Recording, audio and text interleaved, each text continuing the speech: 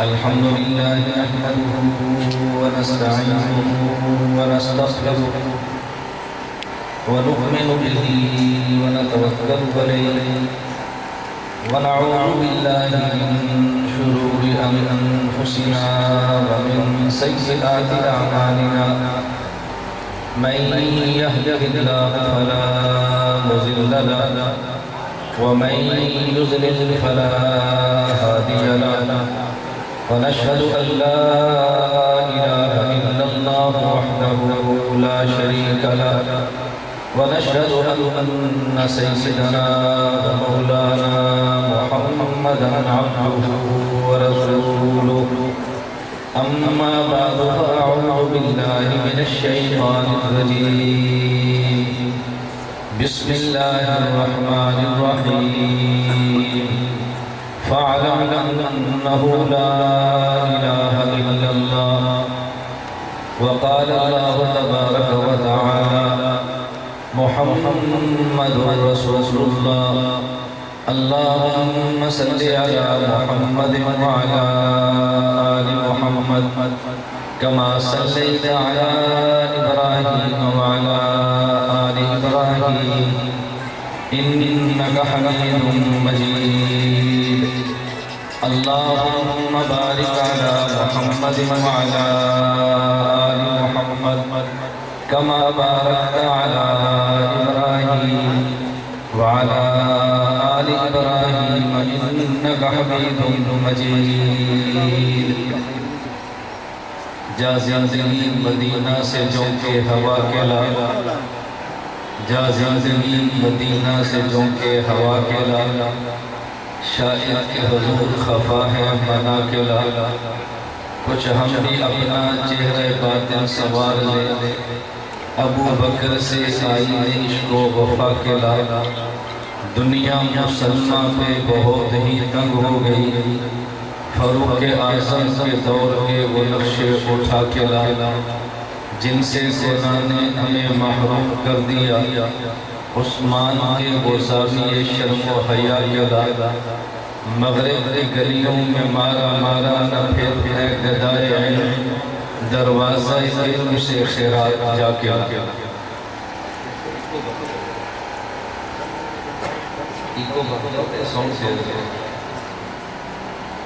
معزز علماء کرام میرے نہایت واجب الاحترام بزرگوں مسلک اہل سنت والجماعت احناف دیوبند سے تعلق رکھنے والے نوجوان دوستوں اور بھائیوں ہمارا آج یہاں مظہر العلوم کا سالانہ جلسہ ہے جس میں وہ طلبہ کرام جنہوں نے دورہ حدیث مکمل کیا ہے ان کے اعزاز میں آج میں اور آپ سب جمع ہیں مولانا عبدالجبار صاحب دامت برکاتہم سے ہمارا فکری تعلق بھی ہے دوستانہ بھی ہے مولانا نے کچھ دن قبل مفتی عبدالواحد قریشی صاحب سے فرمایا کہ مولانا سے کہو کہ ہمارے مدرسے میں آئیں میں نے مولانا سے گزارش کی کہ خواہش تو میری بھی ہے میری مجبوری ہے کہ رمضان تک کی ترتیب ایسی بنی ہے کہ درمیان میں آنا بہت مشکل ہے ایک دن 8 تاریخ میں نے گھر کی رکھی ہے اگر آپ فرمائیں تو میں گھر کے دن کی بجائے وہاں پر آ جاتا ہوں اس کے علاوہ کوئی صورت نہیں ہے میں یہ صرف کارگزاری نہیں بتا رہا مولانا عبدالجبار صاحب سے تعلق بتا رہا ہوں اور یہ میں نے بھی 1-2 دن رکھے تھے کیونکہ ڈاکٹروں نے ہمارے گھر والوں کے بارے میں کہا کہ ولادت کا مسئلہ ہے تو شاید یہ 2-3 دن آپ گھر کے لیے رکھیں. تو میری گھر والی اسپتال میں ہے تو میں آپ کے پاس یہ خانہ. اس کی وجہ جو تعلق ہو اس کو نبھانا یہ بہت ضروری ہوتا ہے.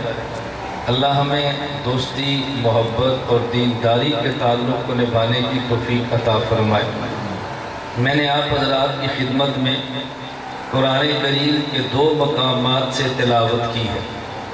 ان 2 مقامات کا مجموعہ ہمارا کلمہ طیبہ لا الہ الا اللہ محمد الرسول اللہ ہے. میری چونکہ آپ کے اس ادارے میں آج پہلی گفتگو ہے تو اس لیے میں نے مناسب سمجھا کہ گفتگو کا آغاز ہی پہلا کلمہ لا الہ الا اللہ محمد الرسول اللہ سے کریں. لا الہ الا اللہ پر بھی گفتگو ہے، محمد الرسول اللہ پر بھی گفتگو ہے. اس میں عقائد کا تحفظ کیسے ہے، اس میں دلائل کیسے ہیں اور اشکالات کے جوابات کیسے ہیں. آپ ان آیتوں پہ اور کلمے پر غور کریں تو آپ کو تعجب بھی ہوگا کہ کس قدر شبہات کے جواب خود ان الفاظ میں موجود ہے، جسے ہمارے ہاں مدرسے کی زبان میں کہتے ہیں دعویٰ مع دلیل، اور مزید اگر آپ منطق کی زبان میں کہیں تو کہتے ہیں قضایا قیاساتھا معہا. لا الہ الا اللہ اور محمد رسول اللہ یہ کیسے ہے، میں جب گفتگو کروں گا تو پھر آپ کا اندازہ ہوگا کہ ہمارے اس کلمے میں شبہات کا جواب کیسے ہے، محمد الرسول اللہ میں اعتراضات کے جواب کیسے ہیں. لا الہ الا اللہ خالص توحید کا نام ہے اور محمد الرسول اللہ خالص رسالت اور ختم نبوت کا نام ہے، اور ہمارا پورا دین ان چیزوں پہ چلتا ہے. توحید میں اگر کسی اور کو ملائیں تو شرک فی الالوہیت ہے، اور اگر پیغمبر کی ذات اور رسالت میں مقام دے کر شریک کریں تو یہ شرک فی الرسالت ہے. دونوں قسم کے شرک ایسے ہیں جو ناقابل برداشت اور ناقابل معافی جرم ہے. اللہ کو توحید بھی خالص چاہیے اور اللہ کو رسالت پر ایمان بھی خالص چاہیے. ہم لا الہ الا اللہ بھی پڑھتے ہیں اور محمد الرسول اللہ بھی پڑھتے ہیں. ہمارے ان مدارس میں مجھ سے قبل آپ سماعت فرما رہے تھے کہ دہشت گردی نہیں بلکہ قرآن اور حدیث کی تعلیم دی جاتی ہے. ہم قرآن بھی مانتے ہیں اور حدیث بھی مانتے ہیں. لا الہ الا اللہ اس سے تعلق جڑے تو قرآن بنتا ہے، محمد الرسول اللہ اس سے تعلق جڑے تو حدیث بنتی ہے. اللہ کی بات کو قرآن کہتے ہیں، پیغمبر کی بات کو حدیث کہتے ہیں. مختصر سے لفظوں میں یہ بات سمجھ لیں، قرآن کا معنی کیا ہے اور حدیث کا معنی کیا ہے. حضرت محمد صلی اللہ علیہ وسلم کا خاص وصف رسول اللہ ہے، اور یہ ایسا اعزاز ہے کہ کلمے کا جز بننے میں گزشتہ انبیاء میں سے اللہ نے کسی کو نہیں دیا. میری بات پہ توجہ رکھنا، انبیاء 1,24,000 ہیں، رسول 313 ہیں. قرآن کریم میں بعض رسولوں کا نام لے کر تذکرہ کیا جن کی تعداد تقریباً 17 ہے، اور اللہ رب العزت نے فرمایا تِلْكَ الرُّسُلُ فَضَّلْنَا بَعْضَهُمْ عَلَى بَعْضٍ. ان میں آپس میں بعض رسولوں کا مقام دوسرے رسولوں سے بلند ہے. حضرت آدم بھی رسول ہیں، حضرت نوح بھی رسول ہیں، حضرت ابراہیم بھی رسول ہیں، حضرت موسیٰ عیسیٰ علیہ السلام بھی رسول ہیں. لیکن گزشتہ انبیاء کے آپ اگر کلمے پہ غور کریں تو کسی نبی کے کلمے کا جز خدا نے لفظ رسول کو نہیں بنایا. حضرت آدم کا کلمہ لا الہ الا اللہ، آدم صفی اللہ. حضرت نوح علیہ السلام کا کلمہ لا الہ الا اللہ، نوح نجی اللہ. حضرت ابراہیم کا کلمہ لا الہ الا اللہ، ابراہیم خلیل اللہ. اللہ، حضرت داؤد کا کلمہ لا الہ الا اللہ، داؤد خلیفۃ اللہ، حضرت موسیٰ علیہ السلام کا کلمہ لا الہ الا اللہ، موسیٰ کلیم اللہ، حضرت ابراہیم کا کلمہ لا الہ الا اللہ، ابراہیم خلیل اللہ، حضرت اسماعیل کا کلمہ لا الہ الا اللہ، اسماعیل ذبیح اللہ، حضرت عیسیٰ کا کلمہ لا الہ الا اللہ، عیسیٰ روح اللہ۔ واحد ہمارے پیغمبر ہیں کہ جن کا کلمہ جب آیا تو جس کلمے کا لا الہ الا اللہ دوسرا محمد الرسول اللہ ہے۔ آخر وجہ کیا ہے؟ پہلے انبیاء میں سے رسول گزرے ہیں، لیکن کسی نبی کے کلمے کا جز خدا نے رسول اللہ کو نہیں بنایا، ماں ہمارے پیغمبر کے کلمے کا جز رسول اللہ بنا ہے۔ اس کی بنیادی وجہ یہ ہے، رسول رسالت سے بنا ہے، رسالت کا معنی پیغام ہے۔ رسول کے ذمہ دو کام ہیں، نمبر ایک وہ خالق سے پیغام لیتا ہے، نمبر دو مخلوق کو پیغام دیتا ہے۔ رسول خالق اور مخلوق کے درمیان واسطے کا کام دیتا ہے، اور یہ واسطہ انتہائی ضروری ہے۔ اللہ کا پیغمبر واسطے کا کام ہے، خالق سے پیغام لینا، مخلوق کو پیغام دینا، یہ رسول کے ذمے ہے۔ حضرت آدم سے لے کر عیسیٰ علیہ السلام جو رسول گزرے ہیں، یہ کام انہوں نے کیا ہے، خالق سے پیغام لیا، مخلوق کو پیغام دیا۔ لیکن جس قدر میرے پیغمبر نے کیا ہے، نہ وہ دینے میں وہاں تک پہنچے، نہ لینے میں وہاں تک پہنچے۔ ایک مقام پیغام لینے کا ہے، ایک مقام پیغام دینے کا ہے۔ بات سمجھیں، میں بیان کر رہا ہوں، آپ بیان مجھ سے سن رہے ہیں، استاد سبق پڑھا رہا ہے، شاگرد سبق پڑھ رہا ہے۔ ایک جگہ شاگرد کے پڑھنے کی ہے اور ایک جگہ پھر شاگرد کی بعد میں پڑھانے کی ہے۔ جب شاگرد پڑھتا ہے استاد سے پیغام لیتا ہے، اور جب آگے پڑھاتا ہے استاد کا پیغام دیتا ہے۔ لینے کی جگہ الگ ہے، دینے کی جگہ الگ ہے۔ رسول خالق سے پیغام لیتا ہے، مخلوق کو پیغام دیتا ہے۔ لینے کی جگہ الگ ہے اور دینے کی جگہ الگ ہے۔ اب ہم دیکھتے ہیں گزشتہ رسولوں نے پیغام لیا بھی ہے، پیغام دیا بھی ہے، لیکن کہاں تک پہنچے وہ لینے میں اور کہاں تک پہنچے وہ دینے میں۔ پھر اپنے پیغمبر کو دیکھیں، وہ کہاں تک پہنچے پیغام لینے میں اور کہاں تک پہنچے پیغام دینے میں۔ تو پھر یہ نقطہ سمجھ آئے گا، حضرت آدم علیہ السلام نے خدا سے پیغام لیا ہے۔ حضرت آدم کی سیرت کا مطالعہ فرما لیں، ان کے آخری مقام کا نام جنت ہے، جہاں خدا نے حضرت آدم کو حکم دیا لا تقربا الشجرہ، یہ آخری مقام کا نام ہے۔ اس سے اوپر وہ لینے کے لیے حضرت نوح کی زندگی کا مطالعہ کریں۔ حضرت نوح زمین سے چلے، سطح سمندر پہ ہے اور پھر جودی پہاڑ تک ہے۔ جودی پہاڑ سے اوپر پیغام لینے کے لیے وہ نہیں پہنچے۔ حضرت ابراہیم کی زندگی پڑھ لیں، ابراہیم عراق سے چلے ہیں، ایران سے گزرے ہیں اور وہاں شام تک کے سفر کیے ہیں۔ ابراہیم نے خدا سے پیغام لیے تو کہاں تک لیے ہیں؟ نمرود کے دربار میں ہے اور آگ پہ لیٹے ہیں، وہاں خانہ کعبہ تک پہنچے ہیں۔ ابراہیم وہاں عراق سے چلے، خانہ کعبہ تک کے ہیں، یہاں تک پہنچ کے خدا سے پیغام لیا ہے۔ حضرت موسیٰ علیہ السلام نے لیا تو کہاں مدین پہنچے، موسیٰ علیہ السلام وہاں سے دور پہنچے ہیں، کوہ دور تک جا کے خدا سے پیغام لیا ہے۔ حضرت سلمان کو دیکھ لیں، خدائی پیغام لیا، تخت شاہی پہ بیٹھ کے بھی لیا ہے، ہوا میں اڑ کے بھی لیا ہے، اس سے اوپر نہیں ہے۔ حضرت عیسیٰ علیہ السلام کو دیکھ لیجئے، انہوں نے خدا سے پیغام لیا۔ آج بھی عیسیٰ آسمان دنیا اور اوپر دوسرا آسمان پہ حضرت عیسیٰ موجود ہے۔ حضرت عیسیٰ علیہ السلام دوسرے آسمان تک گئے ہیں، یہ پیغام لینے کی باری ہے۔ اور جب ہمارے پیغمبر کی باری آئی، آپ ایک رات کا مطالعہ کر لیجئے، جب سبحان الذی اسری بعبدہ لیلا من المسجد الحرام الی المسجد الاقصی، ہمارے پیغمبر پیغام لینے کے لیے چلے ہیں، خدا نے آغاز کعبہ سے کروایا ہے اور اللہ نے عرش تک پہنچایا ہے۔ ہمارے پیغمبر کے پیغام لینے کی جگہ کعبہ ابتدا کا نام ہے، عرش انتہا کا نام ہے۔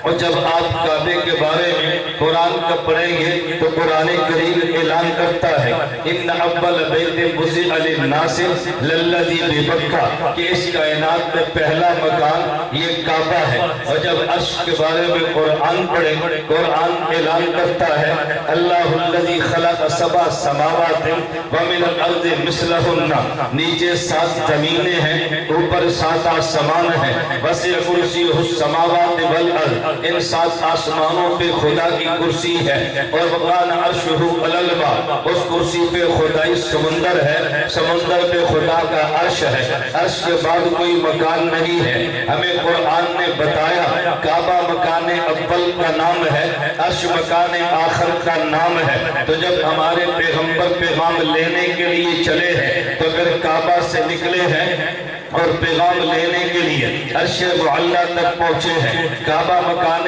اول کا نام ہے، عرش مکان آخر کا نام ہے۔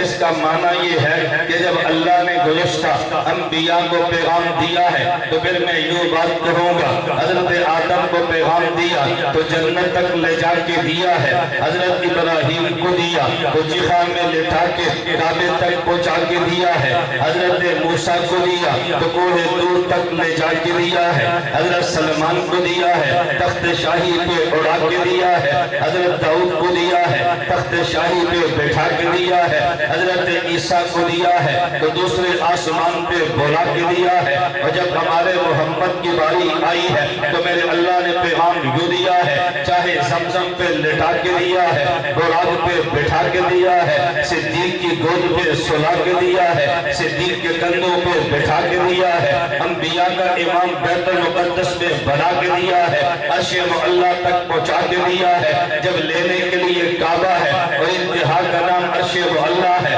کعبہ سے پہلے مکان نہیں ہے، عرش کے بعد کوئی مکان نہیں ہے، تو لینے پہ ابتدا کعبہ جیسے پہلے مکان نہیں، آخری عرش ہے جس کے بعد کوئی مکان نہیں، تو پھر آپ یہ بات کہہ سکتے ہیں ہمارے نبی نے لینے کے سارے مقامات طے کر لیے ہیں، اس کے بعد کوئی مقام نہیں بچتا جہاں پہ کوئی نبی آتا اور پیغام لینے کی بات کرتا۔ اس کی وجہ کیا ہے؟ حضرت آدم جنت تک گئے ہیں، اوپر مقام موجود ہے، ابراہیم کعبہ تک گئے ہیں، اوپر بیت معمور موجود ہے، حضرت موسیٰ طور تک گئے ہیں، اوپر عرش موجود ہے، حضرت عیسیٰ آسمان دنیا پہ گئے ہیں، اوپر 5 آسمان موجود ہے، لیکن ہمارے محمد عرش تک گئے ہیں، عرش کے بعد کوئی مقام بنتا ہی نہیں ہے۔ اور پہلے انبیاء نے مخلوق کو دیا ہے، آپ قرآن پڑھ لیجئے، سیرت کا مطالعہ کر لیجئے، گزشتہ انبیاء نے دیا ہے، خدائی پیغام کسی نے جنات کو دیا ہے، کسی پیغمبر نے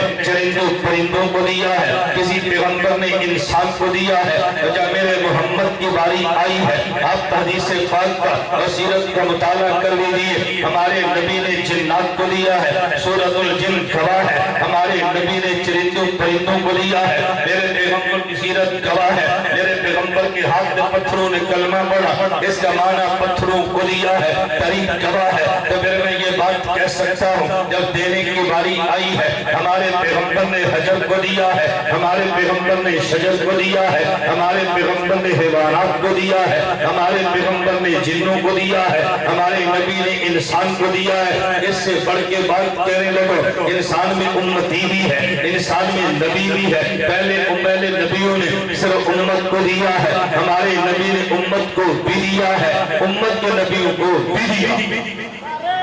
اس کے بعد دینے کا مقام بچتا کوئی نہیں ہے۔ میں ایک جملہ کہا کرتا ہوں، کچھ خطیب ہوتے ہیں، کچھ وکیل ہوتے ہیں۔ خطیب کو شور چاہیے اور وکیل کو خاموشی چاہیے۔ میں تو آپ کے مسلک کا خطیب نہیں، وکیل ہوں۔ آپ خاموش ہوگے تو مجھے بات سمجھانے میں آسانی ہوگی۔ بس اوقات بندے کے پاس دلائل تھوڑے سے ہوتے ہیں، وہ نارو وقت ضائع کرتے ہیں۔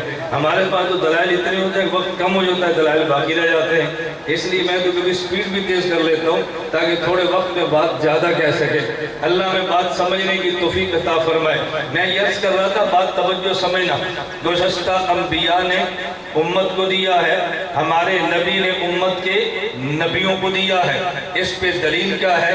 میں دلیل پیش کرنے لگا ہوں۔ ایک دلیل قرآن سے دوں گا، ایک دلیل حدیث پاک سے دوں گا۔ قرآن میں بھی ہے، حدیث پاک میں بھی ہے۔ قرآن کریم میں وَإِذْ أَخَذَ اللَّهُ مِيثَاقَ النَّبِيِّينَ لَمَا آتَيْتُكُم مِّن كِتَابٍ وَحِكْمَةٍ ثُمَّ جَاءَكُمْ رَسُولٌ مُصَدِّقٌ لِّمَا مَعَكُمْ لَتُؤْمِنُنَّ بِهِ۔ خدا نے سارے انبیاء سے فرمایا کہ تم نے میرے محمد پہ ایمان لانا ہے۔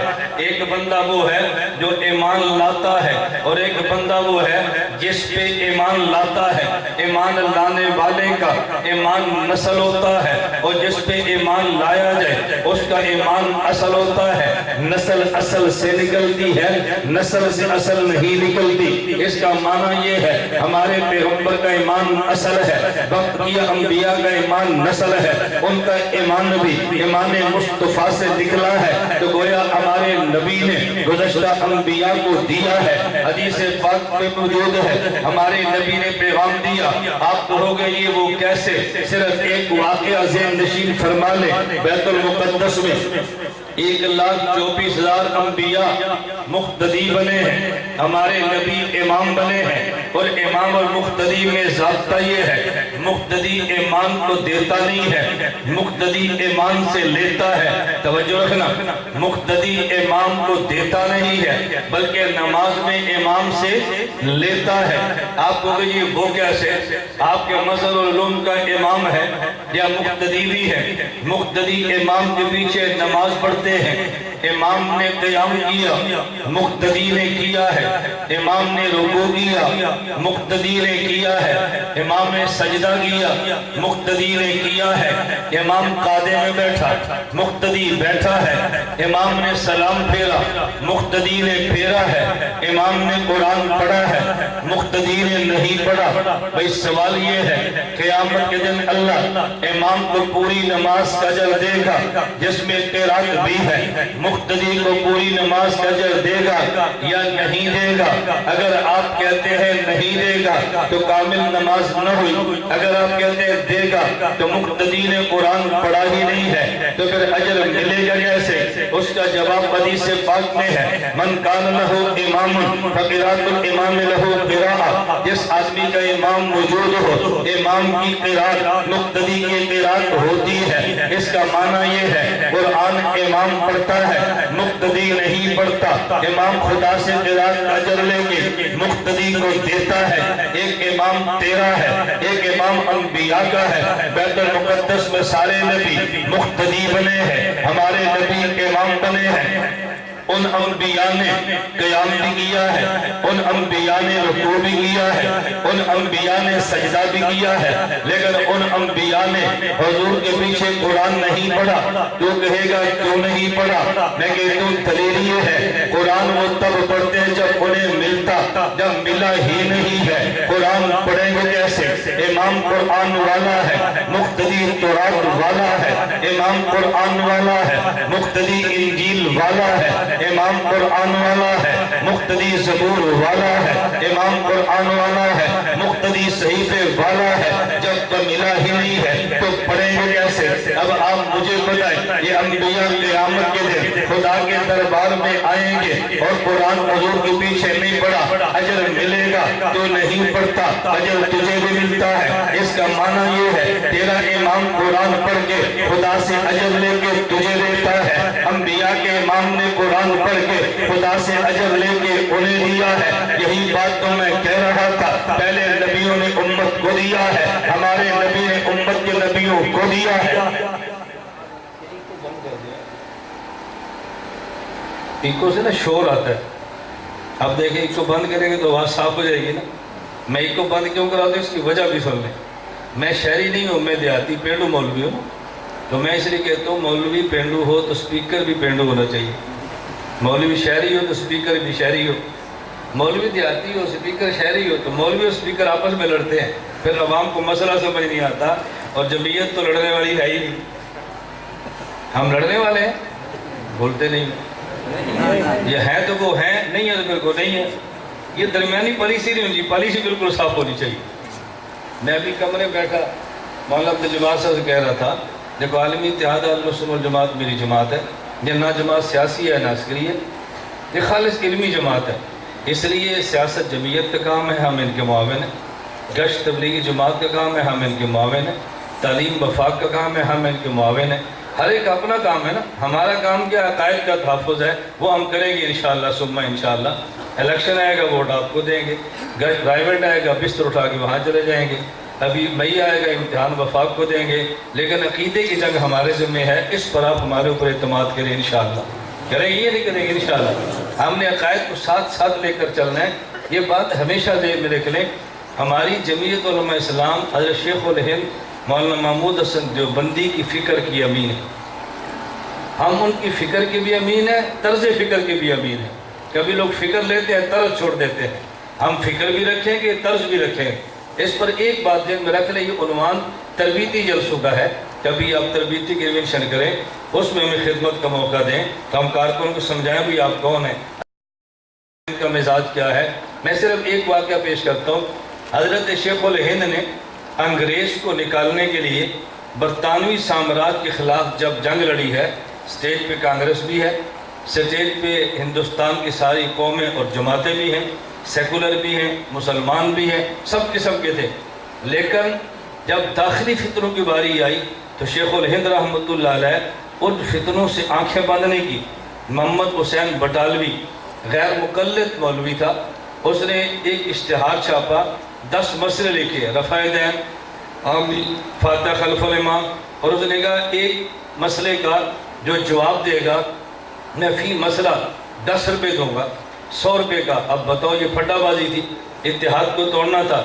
شیخ الہند نے نظر انداز نہیں کیا۔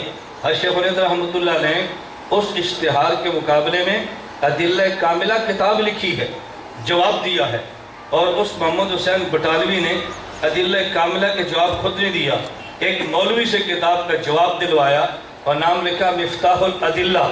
شیخ الہند کا بوڑھا قلم پھر حرکت میں آیا اور پھر اس کا جواب لکھا ایضاح الادلہ۔ 100 سال گزر گئے، آج تک غیر مقلد جواب نہیں دے سکا۔ شیخ الہند نے عالمی سامراج کو بھی للکارا ہے، لیکن داخلی فطروں کو نظر انداز ہرگز نہیں کیا۔ میری گزارش سمجھ آ رہی؟ میں اس لیے کہتا ہوں کہ میں 2 جماعتوں کا کارکن ہوں، عالمی اتحاد اہل سنت کا، جمعیت علماء اسلام کا۔ میں نے 2 جماعتوں کا رکنیت فارم پر کیا ہے، اس لیے میری جماعت ہے اور اپنی جماعت کے ساتھ اپنی باتیں کرنی چاہیے۔ ہم شیخ الہند کی فکر کے امین ہیں، ہم عالمی سامراج کے خلاف عالمی فورم پر بھی لڑیں گے، اور ڈی اے خان میں کوئی فتنہ جنم لے تو اس کا علمی مقابلہ بھی کریں گے۔ یہ جمعیت کے دستور میں شامل ہے۔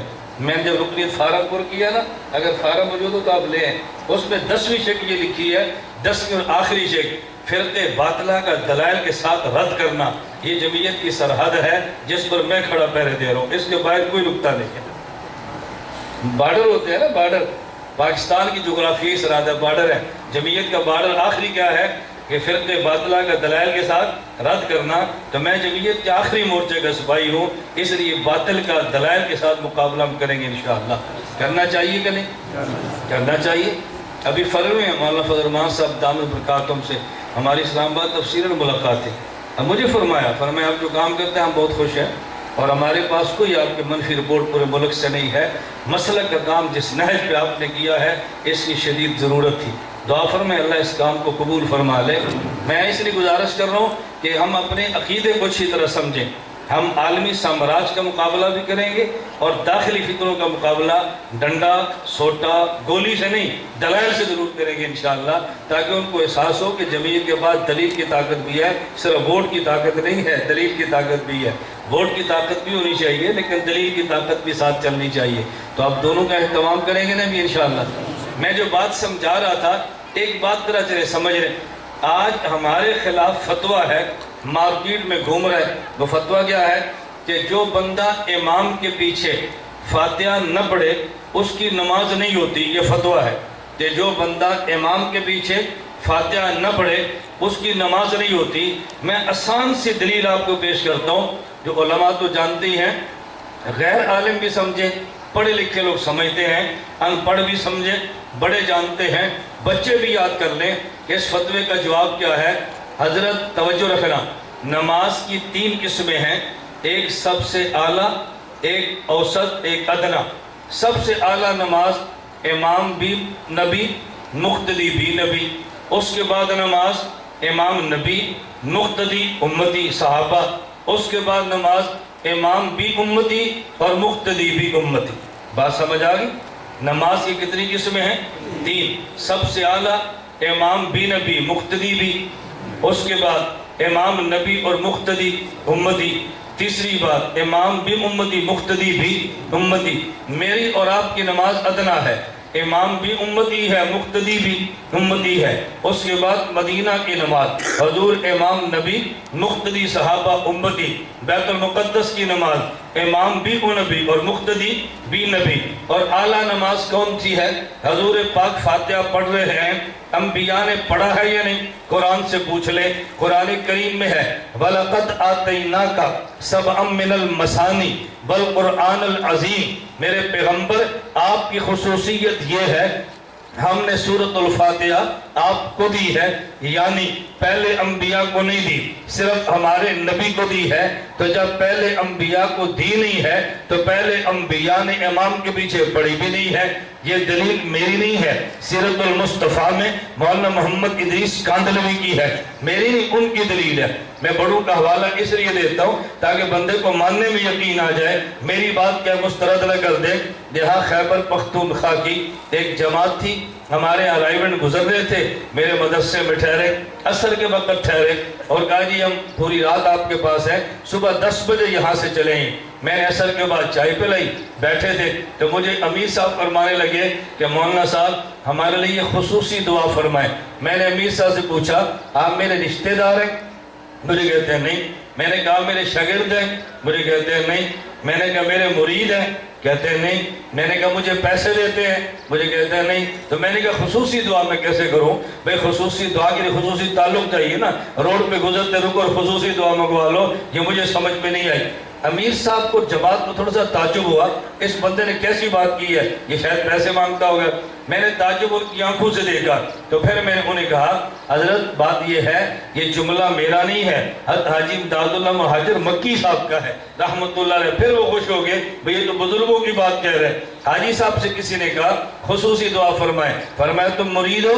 کہا جی نہیں۔ رشتہ دار ہو؟ کہا جی نہیں۔ پیسے دیتے ہو؟ کہا جی نہیں۔ فرمایا خصوصی دعا کے لیے خصوصی تعلق چاہیے، عمومی تعلق سے عمومی دعا ہوتی ہے اور خصوصی تعلق سے تعلق عمومی ہے، دعا خصوصی ہے۔ کبھی ایسے بھی ہو سکتا ہے، میں اس لیے بزرگوں کی بات کہتا ہوں تاکہ بندے کو الجھن نہ ہو۔ تو ہاتھ علماء اجتماع تھا، میں فارغ ہوا، علماء چائے پر تشریف فرما تھے، مجھے انہیں ایک عالم کا تعارف کرایا، کہتا ہے یہ عالم بڑا تگڑا ہے، مطالعہ بہت ہے، وسیع المطالعہ ہے اور قد کاٹ بھی تھا اور خان صاحب بھی تھے، یہ بسطن فی علم والجسم کا مصداق تھا۔ مجھے کہا بہت مضبوط ہے اس کا علم ہے۔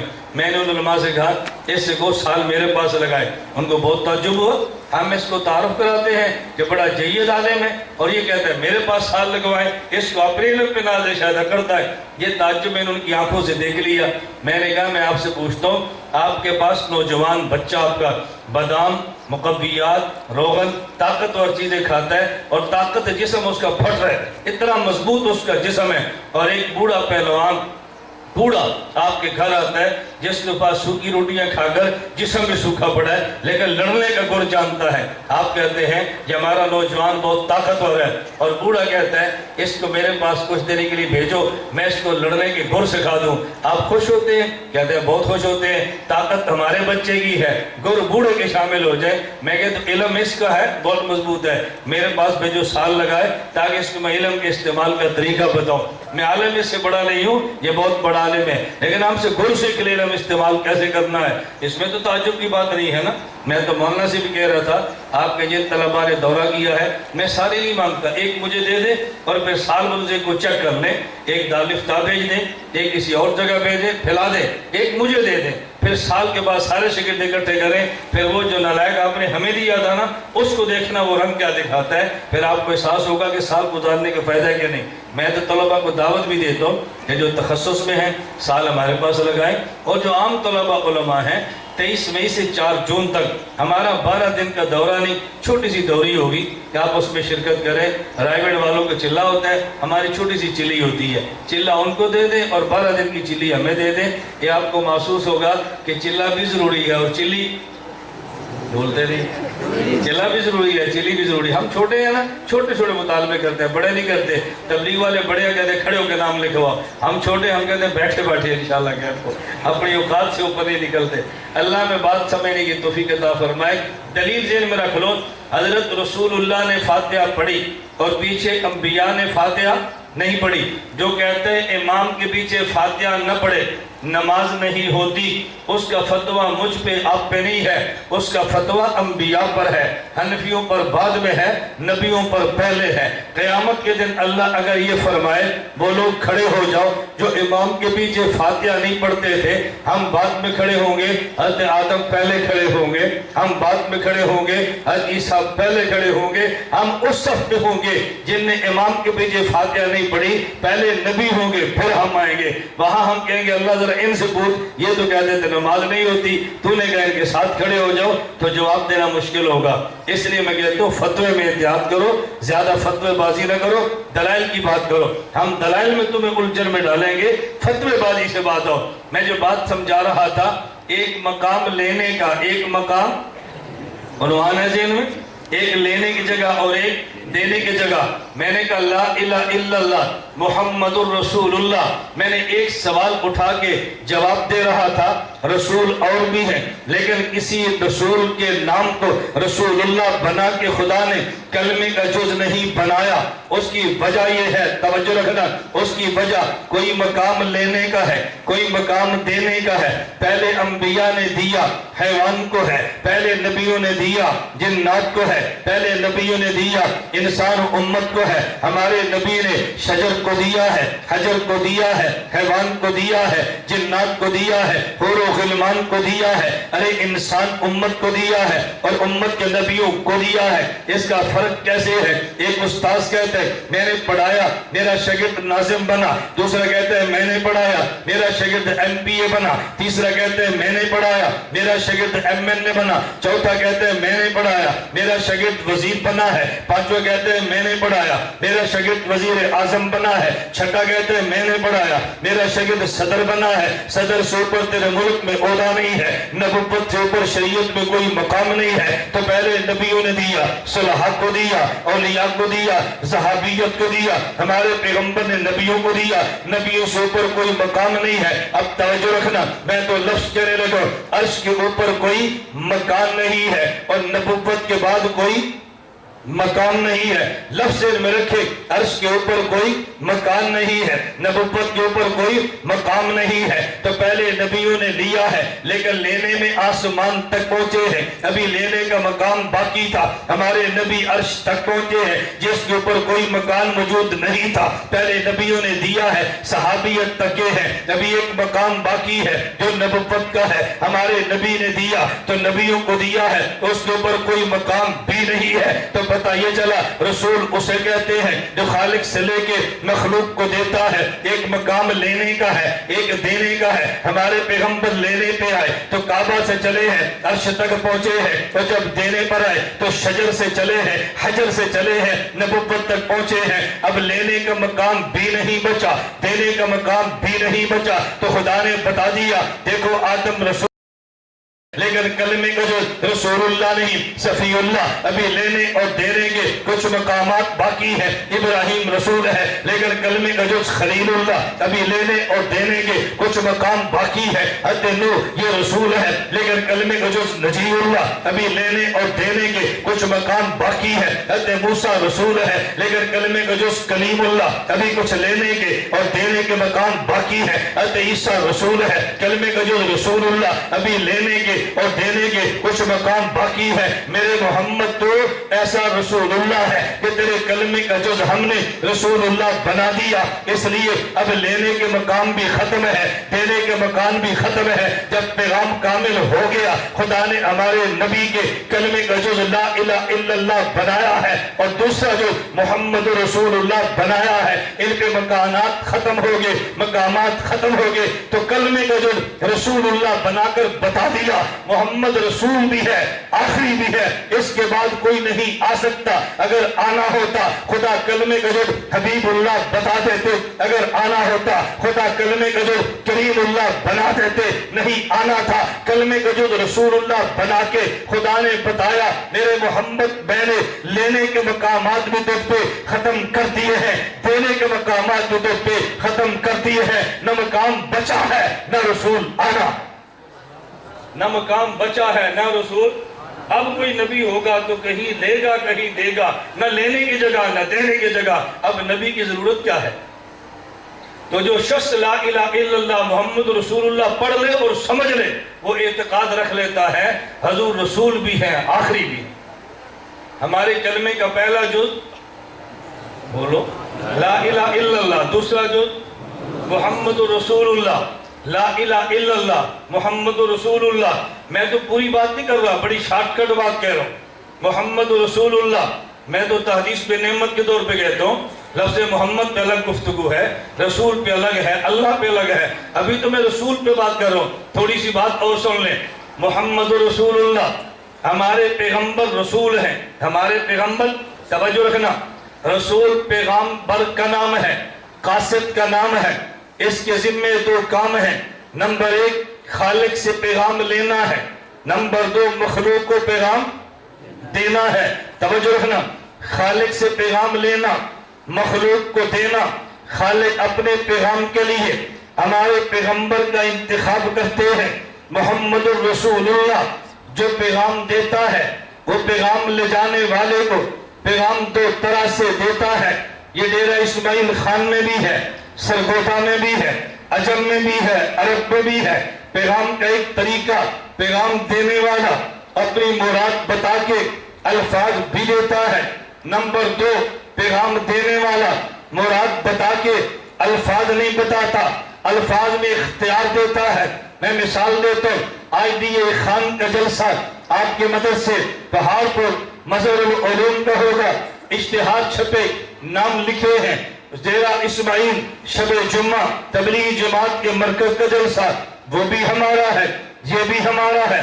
اشتہار نہیں چھپا، کوئی کہتے ہیں شب جمعہ، کوئی کہتے ہیں ہفتہ وار اجتماع، کوئی کہتے ہیں جوڑ، ایک عنوان وہ بھی ہے، ایک عنوان یہ بھی ہے۔ اگر اشتہار چھپوا کے جلسہ، مراد بھی دیا، الفاظ بھی دیے، بغیر اشتہار چھپوائے جلسہ، مراد دیا کہ جلسہ ہوگا، الفاظ میں ہر بندہ خود اعلان کرتا ہے۔ پیغام دو قسم کا، کبھی پیغام دینے والا مراد بھی دے، الفاظ بھی دے، کبھی پیغام دینے والا مراد دیتا ہے، الفاظ میں پیغام والے کو اختیار دیتا ہے۔ میرے اللہ کا پیغام بھی دو قسم کا ہے، ایک پیغام وہ ہے جس میں مراد خدا، الفاظ خدا ہے، اس پیغام کا نام قرآن ہے۔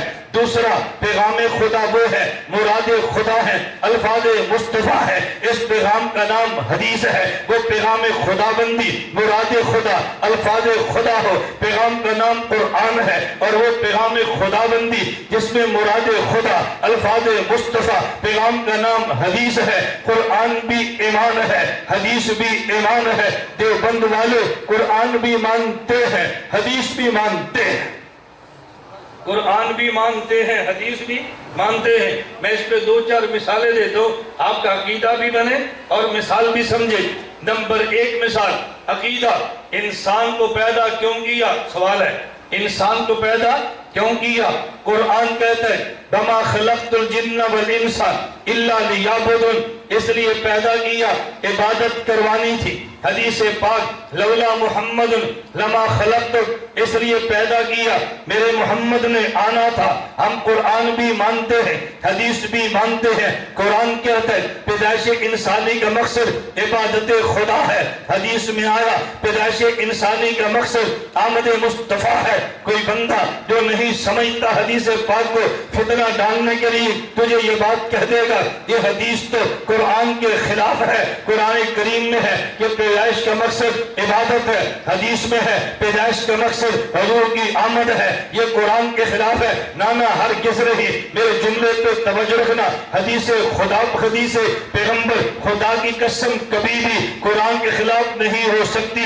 ہاں کبھی کبھی ہوتی نہیں ہے، قرآن کے خلاف نظر آتی ہے۔ اگر حدیث قرآن کے خلاف نہ ہو لیکن نظر آئے، اہل نظر سے نظر کا علاج کروا لینا، تجھے خلاف نظر بھی نہیں آئے گی۔ دیوبند کا کمال یہ ہے، عقیدے کو بیان کرنے کے لیے ان کے پاس اہل علم کی دستگاہ بھی ہے، نظر کا علاج کرنے کے لیے ان کے پاس اہل نظر کی خانقاہ بھی ہے۔ ہم دستگاہ والے بھی ہیں، جہاں سے عقیدہ ملتا ہے، ہم خانقاہ والے بھی ہیں جیسے نظر کا علاج ہوتا ہے، دستگاہ بھی ہے۔ خان عموماً فتنہ پلانے والے یہ خانقاہوں سے دور رہتے ہیں، خانقاہ میں آ جائے نظر کا علاج ہو، پھر فتنوں میں انسان مبتلا ہرگز نہیں ہوتا۔ یہ بات توجہ سے سمجھنا، میں مثال دینے لگا، میں نے بیان کیا، یہ نوجوان میرے سامنے بیٹھا ہے، ایک اس کو فتین پکڑ کے گئے، بھئی یہ بتاؤ مولانا الیاس گھمن مگر روم میں کیوں آئے؟ یہ کہتے ہیں بیان کرنے کے لیے آئے۔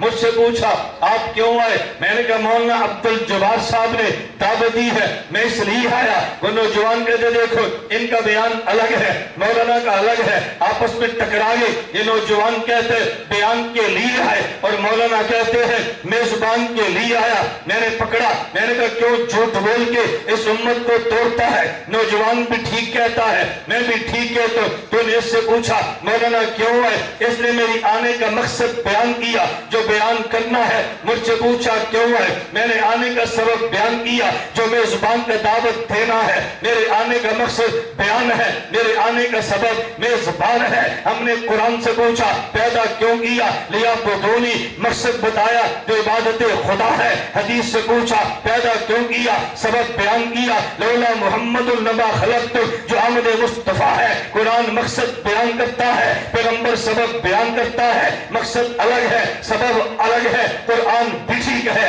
حدیث بھی ٹھیک ہے۔ جو بند والے قرآن بھی مانتے ہیں، حدیث بھی مانتے ہیں، دونوں میں کوئی توڑ کی بات تو نہیں ہے۔ توجہ رکھنا، قرآن کریم میں ہے، میں ایک مثال اور دیتا ہوں، قرآن کریم میں ہے انما یرید اللہ لیذھب عنکم الرجس اہل البیت ویطہرکم تطہیرا۔ میرے پیغمبر تیری بیویاں اہل بیت ہیں، میں پاک رکھوں گا، نجاست ان کے قریب بھی نہیں آنے دوں گا۔ قرآن کریم میں ہے میرے نبی کی بیویاں اہل بیت ہیں، صحیح مسلم میں روایت موجود ہے، رسول اللہ تشریف فرما ہے، حضرت علی المرتضیٰ ہے، حضرت فاطمہ الزہرا ہے، حضرت حسن و حسین ہے، فجل لہم بکسائہ، نبوت نے اپنی چادر کے نیچے ان کو لے لیا، پھر خدا سے دعا مانگی اللہم ہؤلاء اہل بیتی، اللہ یہ علی یہ زہرا یہ حسن و حسین بھی میرے اہل بیت ہے، اذھب عنہم الرجس وطہرہم تطہیرا، اللہ انہیں بھی پاک رکھنا، گناہ کی نجاست ان کے قریب نہ آنے دینا۔ ہم نے قرآن بھی پڑھا ہے، ہم نے حدیث بھی دیکھی ہے، ہم نے قرآن پڑھا تو پتا چلا پیغمبر کی بیویاں اہل بیت ہے، ہم نے حدیث پڑھی تو پتا چلا پیغمبر کی بیٹیاں داماد بھی اہل بیت ہے، ہم نے پیغمبر کی بیویوں کو اہل بیت مانا، قرآن میں آیا ہے نبی کی اولاد کو اہل بیت مانا، حدیث میں آیا ہے۔ جو بند والے قرآن بھی مانتے ہیں، جو بند والے حدیث بھی مانتے ہیں۔ نمبر 3 مثال قرآن کریم میں ہے عبادت ربہ کا حتی یاتیک الیقین، میرے پیغمبر آپ عبادت کرے، سب سے اہم عبادت نماز ہے، آپ نماز پڑھیے جب تک موت نہیں آ جاتی۔ حدیث پاک میں ہے الانبیاء احیاء فی قبور یصلون، انبیاء قبروں میں زندہ نماز پڑھتے ہیں۔ دنیا والی نماز مانی قرآن میں آیا ہے، قبر والی مانی نبی کے فرمان میں آیا، ان میں کوئی توڑ نہیں ہے۔ اگر تجھے بات سمجھنا ہے، میں بات سمجھانے کے لیے کہتے ہو تو وقت افطار کھانا اور پینا یہ ایک عمل ہے، اور سحری کے بعد تراویح کے بعد کھانا یہ بھی عمل ہے۔ دونوں میں فرق کیا ہے؟ ایک عمل تکلیفی ہے، ایک عمل تلذذی ہے۔ تکلیفی کمانا کرے تو اجر و ثواب ہے، نہ کرے گناہ و عذاب ہے۔ وقت افطار تیرے پاس پانی موجود ہے، کھجوریں موجود ہے، پھر بھی نہ کھائے گناہ ہے، اور اگر کھا لے ثواب ہے۔ اور اگر عبادت افتبادت تراویح تمہارے پاس کولڈ ڈرنک ہے، اگر آئس کریم ہے، اگر کوئی اور چیز فرشمنٹ کے لیے موجود ہے آپ نہ کھائیں، گناہ نہیں ہے، اگر کھا لے ثواب نہیں ہے، تو فرق کیا ہوا؟ وقت افطار کھانا یہ امر تکلیفی ہے، اور بعد التراویح کھانا یہ امر تلذذی ہے۔ ایک دنیا کی نماز ہے یہ تکلیفی ہے، پڑھے ثواب ہے نہ پڑھے گناہ ہے، اور قبر والی نماز امر تلذذی ہے، اگر کرے تو مزہ ہے نہ کرے تو مزہ نہیں ہے۔ قرآن نے تکلیفی کی بات کی ہے، میرے پیغمبر نے تلذذی کی بات کی ہے۔ ٹکراؤ کیسے ہے؟ اور بھائی ٹکراؤ کے لیے تو آپ چیزیں چاہیے، در تناقض حشت وحدت شرط دا، جب تک یہ نہ ہو تناقض کیسے ہے؟ یہ بات ہمیں سمجھاؤ۔ ہم جو بند والے قرآن بھی مانتے ہیں، جو بند والے حدیث بھی مانتے ہیں، قرآن بھی ہمارا ایمان ہے، حدیث بھی ہمارا ایمان ہے۔ ایمان ہے یا نہیں؟ بتاؤ بھائی۔ اور میں ان علماء سے بھی کہتا ہوں، میں آپ سے بھی کہتا ہوں، کوئی ایک عقیدہ میں ایسا پیش کروں جو دیوبند بطور خاص جمعیت علماء اسلام کے خلاف ہو، آپ مجھے سٹیج پہ پکڑو، سٹیج پہ۔ بھئی یہ جمعیت کا مسئلہ نہیں ہے، یہ دیوبند کا نہیں ہے، حنفیت کا نہیں ہے، تو جھوٹ بولتا ہے میں رجوع کر لوں گا، معذرت کر لوں گا، معافی مانگ لوں گا۔ لیکن اگر ہو بھی دیوبند کا، اگر ہو بھی جمعیت کا، تو ہم نے نظریات پہ کام کرنا ہے یا نہیں؟ اور بولتے نہیں کرنا ہے یا نہیں؟ میں ایک جملہ کہتا ہوں، یہ مولوی سمجھیں گے، آپ میں سے سارے نہیں سمجھیں گے۔ جمعیت نظریے بیان کرنا شروع کر دے، نظریاتی کا وجود ختم ہو جائے۔ تو اسی نہیں سمجھے، نہیں سمجھ آئی نا؟ چلو جس کو آگے نہیں آئے تو نہ صحیح۔ میں نے تو ایک بات سمجھائی ہے، اس لیے ہم نظریاتی لوگ ہیں یا نہیں؟ اور بولتے ہیں یا نہیں؟ ہمیں نا نظریہ بیان کرو، اسی کا نام نظریات ہے۔ اس لیے جب ہم نظریات کو چھیڑیں گے، نظریات ہی ختم نہیں، چھیڑیں گے کوئی اور پیدا ہو جائے گی۔ اللہ پاک ہماری جمعیت کو مستحکم فرمائے، اللہ ہمیں بات سمجھنے کی توفیق دے۔ میں نے عرض کیا تھا لا الہ الا اللہ محمد، ہم لا الہ الا اللہ بھی مانتے ہیں، محمد رسول اللہ بھی مانتے ہیں۔ میں نے کہا بڑی میں تھوڑی بات کروں، ابھی کی بات ہے، مجھے ایک ساتھی نے فون پہ سوال کیا، یہ آپ سے بھی ہونے، مجھ سے ایک ساتھی نے فون پہ سوال کیا، مجھے کہنے لگا مولانا ہم جو حنفی ہیں، دیوبندی ہیں، ہم کہتے ہیں اہل سنت والجماعت حنفی، اور بدعتی بھی کہتے ہیں اہل سنت والجماعت حنفی، تو فرق کیا ہے؟ میں نے کہا تو نے فرق کیا سمجھا؟ کہتے جی وہ کہتے ہیں ہم اہل سنت و جماعت ہیں، اہل سنت و جماعت ہیں، اور تم کہتے ہو اہل سنت والجماعت ہیں، حنفی دیوبندی۔ اہل بدعت بھی کہتے ہیں ہم اہل سنت و جماعت ہیں، اور ہم اہل حق کہتے ہیں اہل سنت والجماعت ہیں۔ مجھے کہتے ہیں دونوں میں ٹھیک کون ہے؟ میں نے کہا کلمہ آتا ہے؟ کہتے جی آتا ہے۔ میں نے کہا پڑھو، کہتے لا الہ الا اللہ محمد رسول اللہ۔ میں نے کہا اس کلمے میں جواب موجود ہے، اس میں جواب موجود ہے؟ کہتے اس میں۔ میں نے کہا اسی میں۔ کہتے جی وہ کیسے؟ میں نے کہا لا الہ، توجہ، الا اللہ، اس میں الہ 2 بار آیا ہے، لا الہ الا اللہ، الہ 2 بار آیا، پہلے الہ بغیر الف لام کے، پھر اللہ کے بعد الہ الف لام کے ساتھ۔ میں نے کہا 2 بار آیا لا الہ الا اللہ، پہلے لا کے بعد اور پھر اللہ کے بعد۔ یہ جو اللہ سے پہلے الہ ہے بغیر الف لام کے ہے، اور جو اللہ کے بعد ہے یہ الف لام کے ساتھ ہے۔ ان 2 کو سمجھ لے، تجھے نام سمجھ آ جائے۔ اس کا معنی ایک الہ ہے جس پر الف لام نہ ہو، ہر معبود کو کہتے ہیں وہ بت ہی کیوں نہ ہو۔ ایک اللہ ہے جس پہ الف لام ہے، ہر معبود کو نہیں، معبود حقیقی صرف خدا کو کہتے ہیں۔ میں نے اسی طرح بل جماعت ہے، ہر جماعت کو نہیں کہتے، الف لام عہد کے لیے مخصوص جماعت ہے جو جماعت صحابہ، اور جب بجماعت کہے اس سے مراد ہر جماعت ہے، باطل ہو یا حق ہو، صحابہ ہو یا بعد کے ہو۔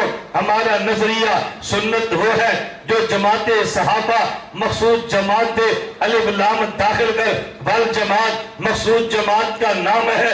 ان کا نظریہ بدعت کو سنت بنا کے پیش کرنا، کیونکہ ہماری جماعت نے کہا الف لام اتار دے، بجماعت ہے، تو جو سنت صحابہ سے لے وہ ول جماعت کہتا ہے، جو سنت کسی اور سے بدعت لے نام سنت رکھے وہ خود کو بجماعت کہتا ہے۔ کلمے نے جواب دے دیا۔ دیا ہے لا الہ الا اللہ الف لام نہ ہو الہ معبود باطل بھی ہے، اور جب الف لام آ جائے معبود برحق ہے، الف لام آ جائے جماعت صحابہ اور آدھے اہل بدعت بھی ہو سکتے ہیں۔ ہم نے سنت پیغمبر کے صحابہ سے لی ہے، اس لیے خود کو اہل سنت والجماعت حنفی کہتے ہیں۔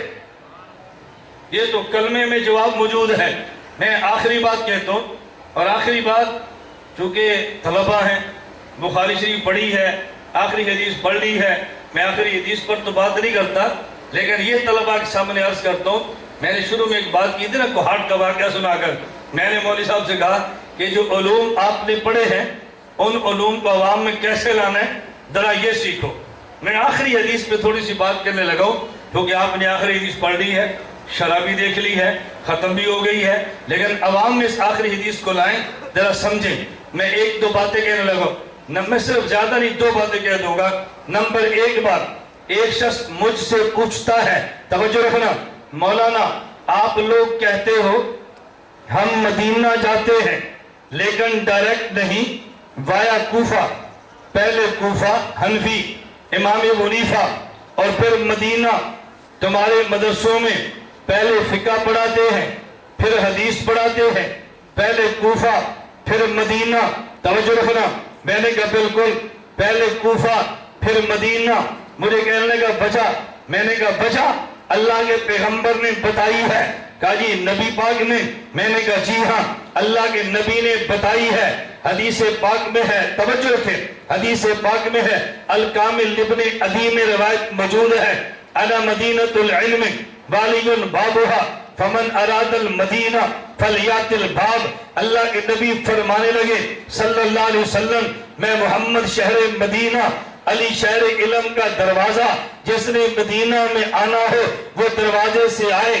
شہر علم مدینہ منورہ میں اللہ کے نبی ہیں، شہر علم کا دروازہ علی کوفہ میں ہے، تو جب شہر علم میں جانا ہو تو دروازے سے گزر، شہر علم مدینہ ہے اور کوفہ علی کوفہ میں یہ دروازہ ہے۔ نبی نے دروازہ علی کو بتایا، مدینے کو شہر بتایا، ہم نے علی کو باپ مانا، نبی کو شہر علم مانا، تو نبوت کی تعلیم یہ ہے کہ جب شہر میں جائیں تو دروازے سے گزر کے جائیں۔ ہم کوفے کو دروازہ اور ہم مدینے کو منزل اور شہر مانتے ہیں، اب پھر کیسے؟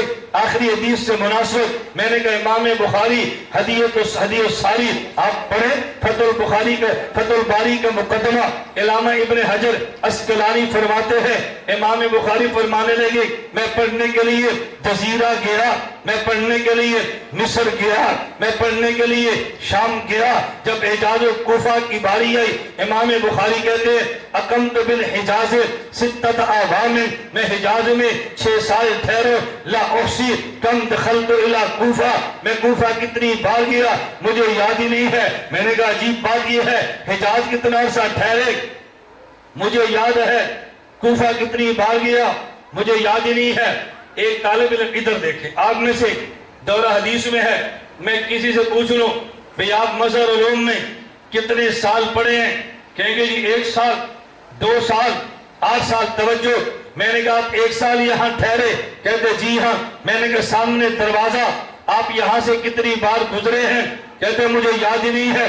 اس کا معنی یہ ہے انہوں نے مدرسے کو اپنی منزل سمجھا ہے، سامنے گیٹ کو دروازہ سمجھا ہے، منزل پہ رہنا بندے کو یاد ہوتا ہے، دروازے سے گزرنا یاد نہیں ہوتا۔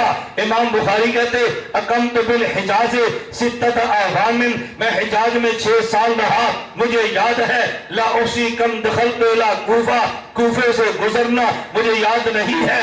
اس کا معنی بخاری مدینے کو منزل مانتا ہے، کوفے کو دروازہ مانتا ہے۔ ہم حنفی بھی مدینے کو منزل مانتے ہیں اور کوفے کو دروازہ مانتے ہیں۔ نہ نظر آئے بخاری کی آخری حدیث پڑھ لے، امام بخاری کہتے ربی قال حدثنا احمد بن اشکاب قال حدثنا محمد بن فضیل عن عمارة بن القعقاع عن ابی زرع عن ابی ہریرہ قال قال رسول اللہ یہ قال رسول اللہ عن ابی ہریرہ یہ مدینہ ہے، لیکن اس سے پہلے جو راستہ امام بخاری نے لیا وبی قال حدثنا احمد بن اشکاب یہ کوفی ہے، قال حدثنا محمد بن فضیل یہ کوفی ہے، عن عمارة بن القعقاع یہ کوفی ہے، عن نبی زرع یہ کوفی ہے، عن نبی ہریرہ یہ مدنی ہے۔ بخاری کوفہ سے چلا مدینہ میں رکا، نہیں سمجھے؟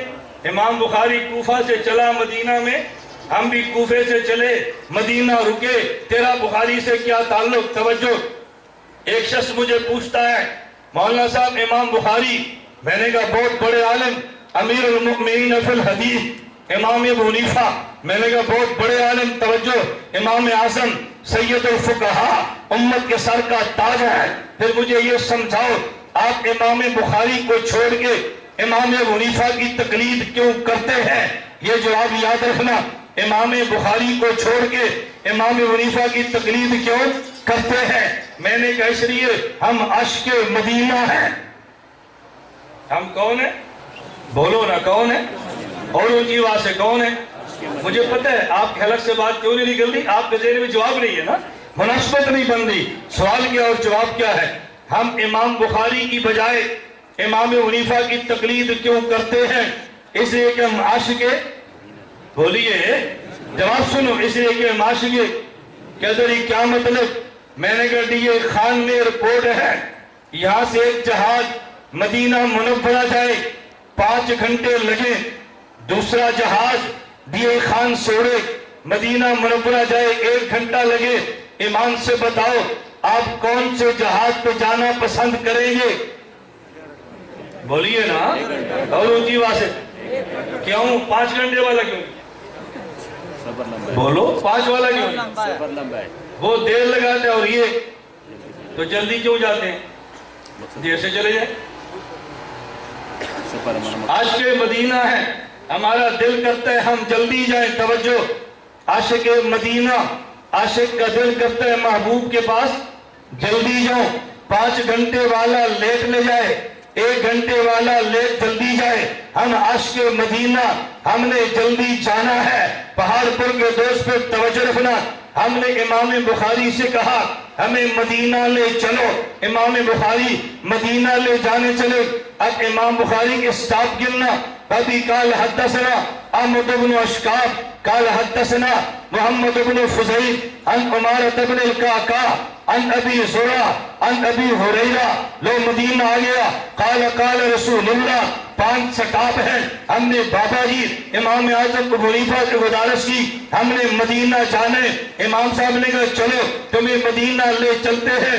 عن ابی حنیفہ عن انس بن مالک قال رسول اللہ عن ابی حنیفہ عن عبداللہ بن الحارث قال رسول اللہ عن ابی حنیفہ عن عبداللہ بن ابی اوفا قال رسول اللہ عن ابی حنیفہ عن عبداللہ بن انیس قال رسول اللہ عن ابی حنیفہ عن واصلة بن الاسقع قال رسول اللہ عن ابی حنیفہ عن عائشہ بنت عجل قال رسول اللہ۔ امام بخاری کی رفتار کم ہے، ابو حنیفہ کی رفتار زیادہ ہے، بخاری لے کر گئے ہیں لیٹ سگے ہیں، ابو حنیفہ گئے ہیں جلدی گئے ہیں، بخاری کی گاڑی سٹاپ بالی ہے، ابو حنیفہ کی نام سٹاپ ہے، ہم عاشق مدینہ، ہم نے جلدی جانا تھا، اس کے لیے ابو حنیفہ سے بڑھ کر کوئی نہیں ہے۔ امام مالک دیر کرتے ہیں، امام شافعی دیر کرتے ہیں، امام احمد دیر کرتے ہیں، امام بخاری بہت زیادہ دیر کرتے ہیں، ہم عاشق مدینہ، ہم نے جلدی جانا ہے، اس لیے امام بخاری کی بجائے امام ابو حنیفہ کے ساتھ چلے ہیں۔ یہ صحیح بخاری ہے نا؟ میں کہوں گے تو سال میرے پاس لگاؤ، میں تو بخاری پر، میں تو صحیح بخاری کا درس نہیں دے رہا نا، میں بخاری کی، مجھے کبھی مدرسے والے بلاتے ہیں، مجھے بہت تعجب ہوتا ہے، بہت تعجب ہوتا ہے، خدا کیا کہتے ہیں مولانا صاحب وقت دے، میں نے کہا کس لیے؟ کہتے ہیں ختم بخاری ہے، میں نے کہا اچھا تاریخ رکھ لیں، 25 تاریخ رکھ لیں، کہتے نہیں 20 دیں، میں نے کہا کیوں؟ ہم نے شیخ صاحب سے وقت لے لی ہے، حدیث وہ پڑھا دے کہ آپ کی تقریر کرانی، یعنی وہ سمجھتے کہ اس کو بخاری نہیں آتی، شیخ صاحب سے وقت لے لی ہے، حدیث وہ پڑھائیں کہ آپ تقریر کر دیں۔ میں نے کہا مجھے حدیث نہیں آتی، مجھے نہیں بخاری آتی، میں تو ترجمہ الباب سند زبانی پڑھتا جاؤں گا، آپ بخاری یہاں رکھ دیں، میں تو زبانی پڑھ کے بات کروں گا۔ اب ایک ذہن بنا ہوا ہے، نہیں بھئی عوامی خطیب ہے، یہ مناظر آدمی ہے، پھٹے باز ہے، شرارتی ہے، نہیں شیخ صاحب کو بلاؤ۔ میں شیخ صاحب کا انکار نہیں کرتا، ہمارے ان کے جوتے ہمارے سر کا تاج ہیں، میں آپ کی غلط فہمی ختم کرنا چاہتا ہوں۔ اللہ کا شکر ہے ہم جو سٹیج پر آئے ہیں نا وہ ضرورت کی وجہ سے آئے ہیں، یہ وجہ نہیں کہ ہم مدرس نہیں ہیں، ہم چاہتے ہیں مدرس بھی ہو کو بھی سنبھالیں، ہم نے امت کے ایمان کا تحفظ کرنا ہے، کریں گے یہ نہیں بھی انشاءاللہ کریں گے یہ نہیں انشاءاللہ۔ اس لیے میں وضاحت کرنا ضروری سمجھتا ہوں، میں فورس شیڈول میں بھی نہیں ہوں، میری جماعت کا لدم بھی نہیں ہے، میرے اوپر کوئی پرچہ بھی نہیں ہے، میرے اوپر پورے ملک میں کوئی پابندی بھی نہیں ہے۔ یہ لوگ میرے بارے میں غلط اطلاعات مشہور کرتے ہیں، اور مجھے ایک شیخ سے نہیں 4 پیروں سے خلافت ہے، مولانا عبدالحفیظ مکی صاحب سے، شیخ زکریا کے سلسلے سے، مولانا عزیز الرحمان ہزاروی صاحب سے، سید امین شاہ صاحب سے مدنی کے سلسلے سے، اور حکیم اختر صاحب تھانوی کے سلسلے سے، حضرت تھانوی، حضرت مدنی، شیخ زکریا، ان 3 سلسلوں سے اگر اجازت ہے تو یہ فقیر آپ کے سامنے بیٹھا ہے، لیکن کیوں؟ اس لیے کہ ہم عقیدے کی جنگ لڑتے ہیں، یہ بات آپ کو سمجھ نہیں آتی۔ اس لیے ہمارے پرچہ ورچہ نہیں، ہم خانقاہی لوگ ہیں اور مرید ہیں، اسی سلسلے کے لوگ ہیں۔